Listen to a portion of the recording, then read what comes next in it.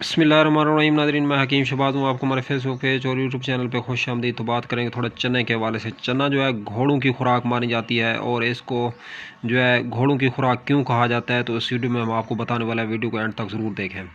तो नाज़रीन ग्रामी, चना जो है बदन की मजबूती का रोल प्ले करता है और जिसमें सुस्ती, लागरी, काहली को ख़त्म करता है। तो चने का जो इस्तेमाल है ये ज़माना कदीम से चला आ रहा है। इसको मुख्तलिफ़ किस्म की देसी मेडिसन के अंदर जो है इसका यूज़ किया जाता है चने का।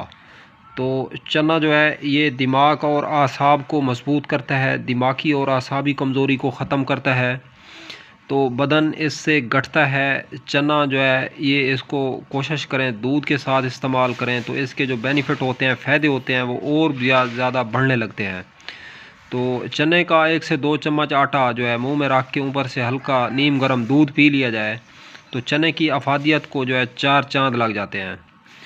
तो इसको इस्तेमाल करें, काम में लाएं और हमें दुआओं में याद रखें। अगर आप लोग किसी किस्म की कोई मेडिसिन बनवाना चाहते हैं हमसे, मर्दाना ताकत या मर्दाना कमज़ोरी के हवाले से, अगर आप लोग जो है शादी के काबिल नहीं हैं तो उसके लिए मेडिसिन नंबर नोट फरमा लें: 0309 990 2851।